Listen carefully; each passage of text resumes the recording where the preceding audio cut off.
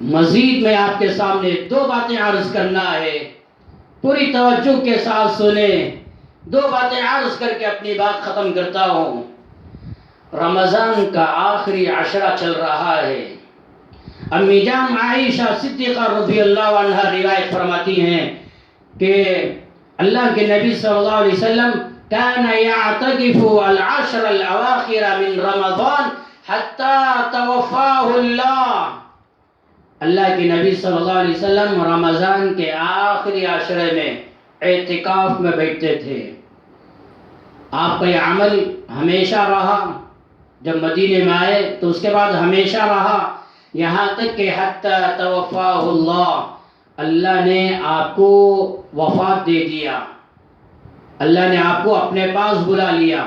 جب تک آپ باحیات تھے دنیا میں، مدینہ منورہ میں رمضان کے آخری عشرے میں اعتکاف کیا کرتے تھے، یہاں تک کہ امی جان عائشہ فرماتی ہیں ثم اعتکف ازواجہ من بعدہ، اللہ کے نبی صلی اللہ علیہ وسلم کے انتقال کے بعد آپ کی بیویاں رمضان کے آخری عشرے میں ہمیشہ اعتکاف میں بیٹھتے تھے، حضور کی زندگی میں بھی بیٹھتے تھے، حضور کے انتقال کے بعد پوری پابندی کے ساتھ، پورے اہتمام کے ساتھ اپنے گھر میں، اپنے کمرے میں اعتکاف میں بیٹھتے تھے۔ تو اللہ کے نبی صلی اللہ علیہ وسلم رمضان کے آخری عشرے میں اعتکاف میں بیٹھتے تھے۔ جہاں اللہ کے نبی صلی اللہ علیہ وسلم نے یہ عمل کیا، امت کو بھی ترغیب دلائی کہ میری امت کے لوگوں اعتکاف میں بیٹھو، اور فضائل بھی بیان فرمائے۔ ایک روایت میں بیان فرمایا کہ اعتکاف میں بیٹھنے والا ہوا یعتکف الذنوب، اعتکاف میں بیٹھنے والا وہ گناہوں سے محفوظ ہو جاتا ہے، گناہوں سے بچ جاتا ہے۔ وَيُجْزَى لَهُ مِنَ الْحَسَنَاتِ كَعَامِلِ الْحَسَنَاتِ كُلِّهَا، اعتکاف میں بیٹھنے والا بہت سارے ایسے اعمال نہیں کر سکتا جو باہر والے لوگ کر سکتے ہیں، جیسے کسی کے جنازے میں شریک ہو جانا، کوئی بیمار ہوگا عیادت کرنا وغیرہ، تو بہت سارے ایسے اعمال ہیں اعتکاف میں بیٹھنے والا وہ کر نہیں سکتا، مگر اللہ کے نبی صلی اللہ علیہ وسلم نے بیان فرمایا اعتکاف میں بیٹھنے والے وہ اعمال تو نہیں کرنے کے باوجود اللہ وہ اعمال کا تجھے ثواب دے دیتے ہیں۔ جنازے میں شرکت نہیں کر سکتے مگر اللہ ثواب دے رہے ہیں، بیماروں کی عیادت نہیں کر سکتے مگر اللہ ثواب دے رہے ہیں، تو بہت سارے اعمال تم نہیں کر سکتے مگر اس کے باوجود اللہ ثواب دے رہا ہے۔ ایک روایت میں اللہ کے نبی صلی اللہ علیہ وسلم نے بیان فرمایا اعتکاف عشر فی رمضان کحجتین وعمرتین، رمضان کے آخری عشرے میں اعتکاف میں بیٹھنے والوں کے لیے اللہ تعالیٰ 2 حجوں کا، 2 عمروں کا ثواب دیتا ہے۔ اس لیے اعتکاف میں بیٹھنا بہت بڑی نعمت ہے۔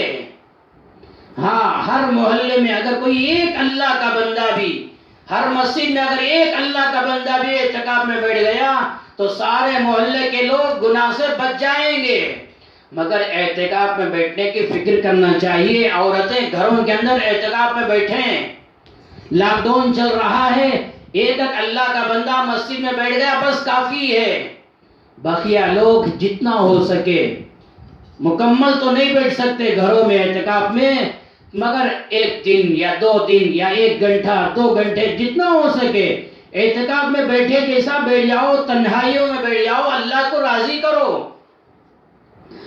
اللہ کے نبی صلی اللہ علیہ وسلم رمضان کے آخری عشرے میں اتنی عبادت کرتے، شروع میں بھی رمضان کے 20 دن میں بھی عبادت کیا کرتے تھے، مگر خصوصاً جب رمضان کا آخری عشرہ آتا، امی جان عائشہ صدیقہ رضی اللہ عنہا بیان فرماتی ہیں کان رسول اللہ صلی اللہ علیہ وسلم یجتہد فی العشر الاواخر ما لا یجتہد فی غیرہ، مسلم میں، ترمذی میں، ابن ماجہ میں روایت ہے اللہ کے نبی صلی اللہ علیہ وسلم رمضان کے آخری عشرے میں اتنی عبادت کرتے کہ اتنی عبادت بقیہ دنوں میں نہیں کرتے تھے۔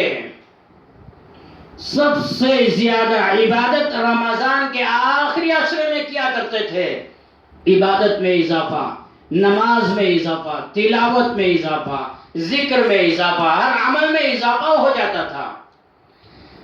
ایک روایت میں بخاری میں مسلم میں ابن ماجہ میں روایت ہے، امی جان عائشہ صدیقہ رضی اللہ عنہ بیان فرماتی ہیں اذا دخل العشر شد میزرہ واحیا لیلہ وایقظ اہلہ، کہ اللہ کے نبی صلی اللہ علیہ وسلم جب رمضان کے آخری عشرے میں داخل ہو جاتے تو اپنے ایزار کو مضبوط باندھ لیتے، کمر بند مضبوط کر لیتے، اور راتوں کو جاگا کرتے تھے، اور اپنے گھر والوں کو بھی جگاتے تھے کہ عبادت کرو، تو اپنا ایزار مضبوط باندھ لیتے۔ مطلب یہ ہے، علماء نے بیان فرمایا کہ اللہ کے نبی صلی اللہ علیہ وسلم عبادت میں اضافہ کر دیتے تھے، یا یہ کہ اللہ کے نبی صلی اللہ علیہ وسلم رمضان کے آخری عشرے میں اپنی بیویوں کے قریب بھی نہیں جاتے تھے، اس لیے کہ اعتکاف میں بیٹھ گئے ہیں تو وہ مسائل ہے کہ اعتکاف میں بیٹھنے والا بیوی کے قریب نہیں جا سکتا، تو اللہ کے نبی صلی اللہ علیہ وسلم رمضان کے آخری عشرے میں بیویوں کے قریب بھی نہیں جاتے تھے، ازار مضبوط باندھ لیتے اور راتوں میں قیام کرتے، راتوں میں جاگا کرتے تھے، اور گھر والوں کو بھی جگاتے تھے کہ قیام کرو، عبادت کرو۔ اس لیے رمضان کا آخری عشرہ چل رہا ہے، خوب عبادت کرو دن میں رات میں، اور اللہ کے نبی صلی اللہ علیہ وسلم یہ اعتکاف اور یہ عبادت میں اضافہ، راتوں میں قیام، راتوں میں جاگنا، گھر والوں کو جگانا کیوں کرتے تھے؟ تو مسلم شریف کی روایت ہے، بخاری میں بھی روایت ہے، اللہ کے نبی صلی اللہ علیہ وسلم نے بیان فرمایا تحروا لیلۃ القدر فی العشر الاواخر من رمضان، رمضان کے آخری عشرے میں شب قدر کو تلاش کرو۔ تو یہ شب قدر کو تلاش کرنے کا بہترین موقع ہے کہ رمضان کا آخری عشرہ چل رہا ہے، شب قدر تلاش کرو۔ 21ویں رات، 23ویں، 25ویں، 27ویں، 29ویں، خاص کر یہ 5 راتیں، یہ 5 راتوں میں عبادت کرو، قیام کرو، شب قدر کو پانے کی کوشش کرو۔ تو اللہ کے نبی صلی اللہ علیہ وسلم نے ایک روایت میں یہی بیان فرمایا کہ میں اعتکاف میں اس لیے بیٹھا ہوں تاکہ شب قدر کو حاصل کروں، شب قدر کو تلاش کروں۔ اللہ کے نبی صلی اللہ علیہ وسلم نے بیان فرمایا من قام لیلۃ القدر ایمانا واحتسابا غفر له ما تقدم من ذنبه، جو اللہ کا بندہ شب قدر میں قیام کرے گا ایمان اور احتساب کے ساتھ، اللہ اس کے پچھلے گناہ معاف کر دیں گے۔ تو شب قدر کی بڑی فضیلت ہے، اب مجھے وہ بولنے کا موقع بھی نہیں ہے۔ تو ایک طاق رات گزر گئی، ابھی جو رات گزری ہے پہلی طاق رات تھی، گزر گئی، ابھی 4 راتیں باقی رہ گئی ہیں، وہ طاق راتوں میں قیام کرو، عبادت کرو، شب قدر کو حاصل کرنے کی کوشش کرو۔ تو رمضان کا آخری عشرہ چل رہا ہے، یہ پورا عشرہ عبادت میں، تلاوت میں اور ہر عمل میں اضافہ ہونا چاہیے، پوری پابندی کے ساتھ اپنا وقت گزارنا چاہیے۔ اور آخری بات میں آپ کے سامنے یہ کہنا چاہتا ہوں، ایک بات یہ بھی ہے کہ تاخراتوں میں مسجدوں کا آنے کی فکر نہ کرو، گھروں میں رہ کر انفرادی عمل کرو، گھروں میں رہ کر شب قدر کو تلاش کرو۔ اسی طرح میرے بھائیوں اور گھروں میں بیٹھ کر سننے والی میری ماؤں بہنوں، آخری بات میں آپ کو یہ سمجھانا چاہتا ہوں کہ مدرسوں سے اپنا تعلق پیدا کرو۔ مدارس جن کو ہم مدرسے کہتے ہیں، جہاں اپنے بچوں کو جا کر ایڈمیشن کروا دیتے ہیں، وہ مدرسے کیا ہیں؟ وہ دین کے قلعے ہیں۔ مدرسوں میں علماء، حفاظ، مفتیان اکرام پیدا ہوتے ہیں۔ مدرسوں سے آج دین زندہ ہے، مدرسوں سے آج قرآن زندہ ہے۔ بہت سارے میرے بھائی، بہت سارے میرے ساتھی یوں کہتے ہیں، وہ نہیں کہنا چاہیے، مجھے بولنا بھی نہیں چاہیے، بہرحال بہت سارے ہمارے بھائی یوں کہتے ہیں کہ ہماری محنت سے دین زندہ ہے، ہماری محنت سے اسلام زندہ ہے۔ یہ آپ دعویٰ نہیں کر سکتے، گہرائی میں جائیں گے، تنہائیوں میں جائیں گے تو پتہ چلے گا۔ کہ آج پوری دنیا میں جو دین زندہ ہے، جو قرآن زندہ ہے، جو احادیث زندہ ہے، وہ مدارس کی برکت ہے۔ مولانا الیاس کہاں پیدا ہوئے؟ مدرسے میں پیدا ہوئے۔ حضرت یوسف صاحب رحمۃ اللہ علیہ کہاں پیدا ہوئے؟ مدرسے میں پیدا ہوئے۔ انعام الحسن رحمۃ اللہ علیہ مدرسے میں پیدا ہوئے۔ ہزاروں لاکھوں تبلیغی جماعت میں چلنے والے پھرنے والے علماء یہ سب کہاں پیدا ہوئے؟ مدرسوں میں پیدا ہوئے۔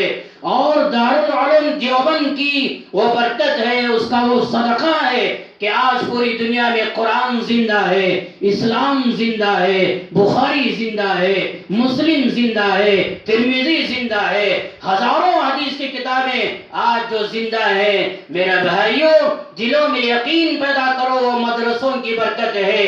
اگر آج دنیا میں مدرسوں کو ختم کر دیا گیا، یاد رکھ لو قیامت قائم ہو جائے گی، قرآن زندہ نہیں رہے گا، بخاری زندہ نہیں رہے گی، مسلم زندہ نہیں رہے گی، یہ اسلام زندہ نہیں رہے گا۔ یہ سب یہ مدرسوں کی برکت ہے۔ ایک روایت ہے بخاری میں، مسلم میں، ترمذی میں، ابن ماجہ میں، اللہ کے نبی صلی اللہ علیہ وسلم نے بیان فرمایا قیامت کے قریب علم اٹھا لیا جائے گا۔ علم کیسے اٹھا لیا جائے گا؟ کیا ایسے ہوگا کہ لوگ سو گئے تھے رات میں یا دن میں، اللہ نے ان کے دلوں سے قرآن چھین لیا، اللہ نے ان کے سینوں سے علم کو اٹھا لیا؟ کیا ایسا ہوگا؟ تو اللہ کے نبی نے فرمایا ایسا نہیں ہوگا۔ اللہ قیامت کے قریب اچانک لوگوں کے دلوں سے سینوں سے علم نہیں چھینے گا، بلکہ کیسا ختم ہوگا؟ تو اللہ کے نبی صلی اللہ علیہ وسلم نے بیان فرمایا اللہ قیامت کے قریب ایک عالم، ایک مفتی کو موت دے گا اور اس کے ذریعے سے آہستہ آہستہ علم کو ختم کر دے گا، یہاں تک کہ اللہ کے نبی نے بیان فرمایا حتی اذا لم یبق عالم، دنیا میں ایک عالم بھی نہیں رہے گا، ایک مفتی بھی نہیں رہے گا، ایک محدث بھی نہیں رہے گا، سب ختم ہو جائیں گے۔ اللہ کے نبی صلی اللہ علیہ وسلم نے آخر میں بیان فرمایا اتخذ الناس رؤوسا جهالا فسئلوا فافتوا بغیر علم فضلوا واضلوا، جب علماء نہیں رہیں گے، مدرسے نہیں رہیں گے، پھر کیا ہوگا؟ لوگ جاہلوں کے پاس جائیں گے مسئلے پوچھنے کے لیے، سوال کرنے کے لیے۔ اب وہ جاہل کیا بتائے گا، کیا فتویٰ دے گا؟ تو فرمایا وہ فتویٰ دینے والا، وہ مسئلہ بولنے والا بھی گمراہ ہوگا، یہ پوچھنے والے بھی گمراہ، دونوں گمراہ ہو جائیں گے۔ تو اللہ کے نبی صلی اللہ علیہ وسلم نے یہاں بیان فرمایا کہ اللہ ایک ایک عالم کو موت دے کر دنیا سے علم اور دین کو ختم کر دے گا۔ اس لیے جب تک کہ مدرسے رہیں گے، جب تک کہ مدرسوں کے در دیوار رہیں گے، ایمان باقی، مدرس اور قرآن باقی، شریعت باقی، اسلام باقی ہے، تو مدرسوں کی اہمیت اپنے دلوں میں پیدا کریں۔ ایک روایت میں اللہ کے نبی صلی اللہ علیہ وسلم نے بیان فرمایا اغد عالما او متعلما او مستمعا او محبا ولا تكن الخامسہ، میری امت کے لوگوں 4 لوگوں میں سے ہو جاؤ، 4 بنو، 5واں نہ بنو، یا تو عالم بنو، یا تو دین سیکھنے والے بنو، یا تو سننے والے بنو۔ اتنا بھی نہیں ہو سکا تو کم سے کم ان سے محبت کرنے والے بنو، مدرسوں سے محبت، علماء سے محبت، اماموں سے محبت، مفتیوں سے محبت کرنے والے بنو۔ آخر میں فرمایا 5واں نہ بنو ولا تکن الخامسہ فتہلک، 5ویں نہ بنو ورنہ ہلاک ہو جاؤ گے، تباہ ہو جاؤ گے۔ وہ 5ویں کون ہیں؟ تو آپ نے بیان فرمایا والخامسۃ ان تبغض العلم واہلہ، 5ویں لوگ وہ ہیں جو علماء سے، مدرسوں سے نفرت کرنے والے، بغض رکھنے والے، ان کو دیکھ کر جلن پیدا کرنے والے، حقارت کی نظر سے دیکھنے والے۔ جو اللہ کے بندے مدرسوں کو حقارت کی نظر سے دیکھتے ہیں، جو اللہ کے بندے مدرسوں سے نفرت کرتے ہیں، بغض رکھتے ہیں، ان کو یہ حدیث کے ذریعے سے سمجھنا چاہیے تمہاری تباہی ہے، تمہاری بربادی ہے، تم ہلاک ہونے والے ہیں۔ مدرسوں سے محبت پیدا کرو، تو مدرسوں کی اہمیت پیدا کرو۔ لاک ڈاؤن چل رہا ہے رمضان میں، اور رمضان سے پہلے جہاں آپ نے ہزاروں لاکھوں بیواؤں کا خیال کیا اور پڑوسیوں کا خیال کیا، رشتہ داروں کا خیال کیا، یہ لاک ڈاؤن کے اندر رمضان میں مدرسہ کا کوئی سفیر آپ کے پاس نہیں آیا، مدرسے کا کوئی نمائندہ آپ کے پاس زکوٰۃ لینے کے لیے، چندہ لینے کے لیے نہیں آیا۔ دھوکے میں نہ رہو، غفلت میں نہ رہو۔ میں آپ کو کہنا چاہتا ہوں، آپ اپنی ذمہ داری کا احساس پیدا کر کے اپنا مال اور اپنی زکوٰۃ یا اپنا روپیہ مدرسوں کو دینے والے بنو۔ تمہارا مال مدرسوں کو جاتا ہے، مطلب یہ ہے قرآن زندہ ہے، اسلام زندہ ہے، مدرسے آباد ہیں، تمہارے گھروں میں نماز زندہ ہے، مدرسے زندہ ہیں، تمہارے گھروں میں تلاوت زندہ ہے، اور مدرسے زندہ ہیں، تمہارے مرنے پر نماز جنازہ ادا کرنے والے، پڑھانے والے زندہ ہیں۔ مدرسے ختم ہو گئے، پھر تمہارے گھروں میں اسلام کا نام لینے والا کوئی نہیں رہے گا۔ تو مدرسوں سے محبت پیدا کرو، نفرتیں نہ کرو، ورنہ ہلاک ہو جاؤ گے، تباہ ہو جاؤ گے۔ ایک روایت میں اللہ کے نبی صلی اللہ علیہ وسلم نے بیان فرمایا، ابو داؤد میں روایت ہے، وَإِنَّ الْعُلَمَاءَ وَرَثَةُ الْأَنْبِيَاءِ، علماء انبیاء کے وارث ہیں، علماء انبیاء کے نائب ہیں، علماء انبیاء کے خلیفہ ہیں۔ وَإِنَّ الْأَنْبِيَاءَ لَمْ يُوَرِّثُوا دِينَارًا وَلَا دِرْهَمًا۔ اللہ کے نبی نے کیا خوبصورت بیان فرمایا۔ مدینے کو جانے کی تمنا کرنے والوں، روزے پر جانے کی تمنا کرنے والوں، جو روزے میں اللہ کے نبی ہیں، انہوں نے بیان فرمایا، انبیاء علیہ السلام دینار، درہم، دنیا اس کے وارث نہیں ہوتے، یہ چھوڑ کر نہیں جاتے۔ انبیاء مال دولت بنگلے چھوڑ کر نہیں جاتے، بلکہ وہ ورثوا العلم، علم چھوڑ کر جاتے ہیں۔ ہمارے نبی دنیا سے انتقال کر گئے، آپ کی 9 بیویاں باحیات تھی، ایک بیٹی فاطمہ باحیات زندہ تھی رضی اللہ عنہم، آپ کا خاندان داماد وغیرہ زندہ تھے، اور ہزاروں صحابہ زندہ تھے۔ خیر چھوڑو صحابہ اپنی جگہ، آپ کی 9 بیویاں زندہ، آپ کی ایک بیٹی زندہ، آپ کے داماد زندہ، مگر دل پہ ہاتھ رکھ کے بتاؤ، اللہ کے نبی کا جب انتقال ہوا، آپ اپنی 9 بیویوں کے لیے، ایک بیٹی کے لیے کیا مال چھوڑ کر گئے، کیا دولت چھوڑ کر گئے؟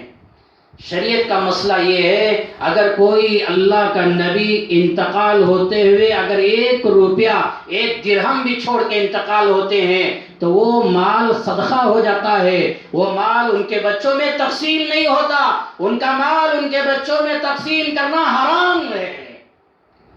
تو انبیاء علیہ السلام اپنی اولاد کے لیے مال دولت کا وارث بنا کے نہیں جاتے، بلکہ انبیاء علیہ السلام اپنے دیندار اولاد کو دین کا وارث بناتے ہیں۔ اسی طرح اللہ کے نبی نے اپنی 9 بیویوں کو اپنا دین کا وارث بنایا، اپنی بچی کو دین کا وارث بنایا، قرآن کا وارث بنایا، حدیثوں کا وارث بنایا، اپنے دامادوں کو قرآن کا وارث بنایا، اپنے قبیلے کو دین کا وارث بنایا، پورے صحابہ کو دین کا وارث بنایا، دنیا کا وارث بنا کے نہیں گئے۔ اسی طرح جن علماء کو آپ دیکھتے ہیں جن کے پاس مال نہیں، رہنے کے لیے خاص گھر نہیں، حقارت کی نظر سے نہ دیکھو اور یہ نہ سمجھو یہ مسجدوں کے ملا ہیں، چند درہم چند پیسوں میں یہ خدمت کرنے والے ہیں، یہ انبیاء کے وارث، جیسے انبیاء مال کے وارث نہیں، اسی طرح یہ علماء مال کے وارث نہیں، دولت کے وارث نہیں۔ یہ تمہاری سعادت مندی ہے جب تم اپنا مال ان کو ہدیے کے طور پر دیتے ہیں، یہ تمہاری خوش نصیبی ہے۔ بہرحال میرے بھائیوں اور گھروں میں بیٹھ کر سننے والی میری ماؤں اور بہنوں، تمہاری بھی ذمہ داری بنتی ہے، تمہارے دلوں میں مدرسوں کی محبت پیدا کرو، مدرسوں کا تعاون کرنے والے بنو، مدرسوں کی خدمت کرنے والے بنو۔ مدرسے جب تک زندہ ہیں، قرآن زندہ ہے، حدیث زندہ ہے، اسلام زندہ ہے، اور جب تک مدرسے زندہ ہیں، یاد رکھو تمہارے گھروں میں نکاح پڑھانے والے بھی زندہ ہیں۔ جب تک مدرسے زندہ ہیں، تمہارے گھروں میں جنازے اٹھتے ہیں، ان جنازوں کی نماز جنازہ ادا کرنے والے زندہ ہیں۔ اگر مدرسے ختم ہو گئے، آج دنیا کے اندر یہ سازشیں اسکیمیں بنا رہے ہیں مدرسوں کو ختم کرنے کے لیے، اگر مدرسے ختم ہو گئے پھر یاد رکھو اللہ کا نام لینے والے دنیا میں نہیں رہیں گے، قیامت قائم ہو جائے گی۔ اس لیے مدرسوں کی اہمیت اپنے دلوں میں پیدا کرو، اور کم سے کم اپنے گھر سے ایک بچہ مدرسوں کو بھیج کر عالم بناؤ، حافظ بناؤ۔ اگر آج کے دنوں میں تمہارے گھروں میں اگر تمہارا بچہ حافظ قرآن ہوتا، یہ لاک ڈاؤن کے زمانے میں تمہارے گھر میں تمہارا بچہ تمہارے سامنے کھڑے ہو کر اللہ کا قرآن تراویح کے اندر تم نہ سناتا، کتنی بڑی نعمت سے محروم ہو گئے۔ بہرحال یہ چند باتیں میں نے آپ کے سامنے عرض کیا، ان باتوں کو سمجھنے کی کوشش کرو اور ان باتوں پر عمل کرو۔ اللہ سے دعا فرمائے اللہ ہم کو صحیح سمجھنے کی توفیق عطا فرمائے، اور دوسروں کو بھی یہ باتیں پہنچاؤ، آگے شیئر کرو۔ اور لاک ڈاؤن کا زمانہ ہے، گھروں میں نمازوں کا اہتمام کرو۔ ابھی مختصر دعا ہوگی، دعا کے بعد آپ اپنے گھر میں نماز ظہر ادا کرو۔ اللہ سے دعا فرمائے اللہ ہم سب کو یہ آخری عشرے میں خوب عبادت کر کے اپنے آپ کو جہنم سے بچانے کی فکر کرنے کی توفیق عطا فرمائے، اور اللہ اپنے فضل و کرم سے ہم سب کو جہنم سے آزادی کا پروانہ نصیب فرمائے۔ آمین وآخر دعوانا ان الحمدللہ رب العالمین۔ مختصر دعا ہوگی، اس کے بعد اپنے گھر میں نماز ظہر ادا کر لیں۔ الحمدللہ رب العالمین، اللہم صلی علی سیدنا شفیعنا وحبیبنا ومولانا محمد وبارک وسلم۔ ربنا آتنا فی الدنیا حسنہ وفی الآخرۃ حسنہ وقنا عذاب النار۔ یا اللہ ہم سب کے گناہوں کو معاف فرما، یا اللہ ہماری خطاؤں کو درگزر فرما، یا اللہ ہماری سیئات کو حسنات سے مبدل فرما۔ یا اللہ تیری رضا نصیب فرما، تیری محبت نصیب فرما، تیری معرفت نصیب فرما، ہماری زندگیوں میں تقوی نصیب فرما، آخرت کا ڈر خوف نصیب فرما۔ یا اللہ تمام نبیوں کی محبت و عظمت پیدا فرما۔ یا اللہ حضرت رسول اللہ صلی اللہ علیہ وسلم کی محبت و عظمت پیدا فرما۔ یا اللہ ان کے اخلاق، ان کی تہذیب، ان کا تمدن، ان کی سنتیں، ان کے طریقے ہماری زندگیوں میں زندہ فرما۔ یا اللہ تمام صحابہ کے اخلاق نصیب فرما، ان کے صفات نصیب فرما، صحابہ کے قدموں میں جگہ نصیب فرما۔ یا اللہ رمضان گناہوں میں نافرمانی میں گزار دیے، معاف فرما۔ اتنا رمضان ناقدری میں گزار دیے، معاف فرما۔ بقیہ رمضان صحیح گزارنے کی توفیق عطا فرما۔ یا اللہ رمضان کا آخری عشرہ چل رہا ہے، یہ کتنا اہم عشرہ ہے، آزادی کے جہنم سے آزادی کا ہے۔ یا اللہ ایسے عشرے میں یا اللہ ہم سب کو اور جتنے تیرے بندے یہ بیان آن لائن سے سنے ہیں، اسی طرح پوری انسانیت کو، پوری امت کو یا اللہ آپ اپنے فضل سے جہنم سے آزادی کا پروانہ نصیب فرما۔ یا اللہ جہنم سے محفوظ فرما، جہنم کی سختیوں سے، جہنم کے عذابات سے ہم سب کی حفاظت فرما۔ یا اللہ تو نے جنت جو متقیوں کے لیے، ایمان والوں کے لیے تیار کیا ہے، یا اللہ ہم سب کو متقی بنا کر، مومن بنا کر، یا اللہ نیک بنا کر، یا اللہ اپنے فضل سے جنت میں جانے کا داخلہ مقدر فرما، ہم سب کو جنت میں جانے کا داخلہ مقدر فرما۔ یا اللہ ہمارے گھروں میں خیر و برکت کے فیصلے فرما، امن و امان کے فیصلے فرما، پوری دنیا میں اتحاد و اتفاق پیدا فرما، آپسی اختلافات سے حفاظت فرما، لڑائی جھگڑوں سے حفاظت فرما، پوری دنیا میں سلامتی کے فیصلے فرما۔ یا اللہ پوری امت کو ہر شر سے، ہر مصیبت سے، ہر بلا سے حفاظت فرما۔ یا اللہ آپ اپنے بندوں کو نیکیوں میں زندگی گزارنے کی توفیق عطا فرما۔ یا اللہ نمازوں کا اہتمام، تراویح کا اہتمام، روزوں کا اہتمام، اور ہر پوری زندگی ہر عمل کی پابندی کے ساتھ گزارنے کی توفیق عطا فرما۔ یا اللہ گھروں میں اسلامی ماحول پیدا فرما، سنتوں کی فضا قائم فرما۔ یا اللہ تقوی والا لباس نصیب فرما، ہمارے جسم کے ذرے ذرے میں تیری محبت نصیب فرما، ہمارے روئے روئے میں آپ کی محبت نصیب فرما۔ یا اللہ جتنے تیرے بندے یہ بیان سنے ہیں، آئندہ سننے والے ہیں، یا اللہ آپ اپنے فضل سے ان تمام کو حج بیت اللہ نصیب فرما، حرمین شریفین کی حاضری کی سعادت نصیب فرما۔ یا اللہ یہ تیرے بندے یہ باتوں کو دنیا میں پھیلانے کے لیے جو محنتیں کرتے ہیں، جو کوشش کرتے ہیں، یا اللہ ان سب کو بھی بار بار حج بیت اللہ نصیب فرما، حرمین شریفین کے حاضری کی سعادت نصیب فرما. یا اللہ ان کے عمروں میں، ان کی زندگیوں میں، ان کی روزی رزق میں برکت نصیب فرما. ان کے گھروں میں خیر و برکت کے فیصلے فرما. یا اللہ مسجدوں کے دروازے کھول دے. یا اللہ تیرے بندوں کو مسجدوں کو جانے کے فیصلے مقدر فرما. یا اللہ یہ کرونا وائرس کی بیماری سے پوری امت کی حفاظت فرما. یا اللہ یہ ختم فرما کر جلد سے جلد تیرے گھروں کو جانے کے فیصلے فرما. یا اللہ رمضان کے بعد حج بیت اللہ نصیب فرما. حرمین شریفین کے دروازے بھی بند کر دیے گئے. یا اللہ جلد سے جلد یا اللہ تیرے دروازے، تیرے گھر کے دروازے کھول دے. پوری دنیا سے تیرے بندوں کو جانے کے لیے راستے ہموار فرما، جانے کے اسباب پیدا فرما. یا اللہ محروم نہ فرما. یا اللہ حج بیت اللہ سے محروم نہ فرما. یا اللہ جلد سے جلد پہنچنے کے اسباب پیدا فرما. یا اللہ تیرے بندے بہت سارے پیسے بھی جمع کر دیے ہیں. یا اللہ ان تمام کے دلوں کی تمناؤں کو پورا فرماتے ہوئے یا اللہ جلد سے جلد حج بیت اللہ کے دروازے کھلنے کے فیصلے مقدر فرما. یا اللہ مدینہ منورہ کی حاضری کی سعادت نصیب فرما. یا اللہ ہماری دعاؤں کو قبول فرما، صحت نصیب فرما، تندرستی نصیب فرما. یا اللہ عید کی نمازیں عید گاہوں میں ادا کرنے کے فیصلے فرما. شب قدر کی نعمت پانے کی توفیق عطا فرما.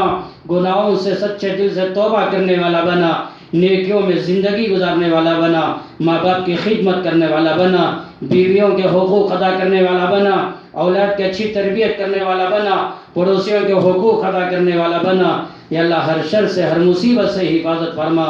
یا اللہ اپنے فضل و کرم سے ہماری دعاؤں کو، ہمارے روزوں کو، تراویح کو، ہر عمل کو حضرت رسول اللہ صلی اللہ علیہ وسلم کے صدقہ طفیل سے قبول فرما. وصلی اللہ تعالی علی خیر خلقہ محمد وعلی آلہ وصحبہ اجمعین والحمد للہ رب العالمین.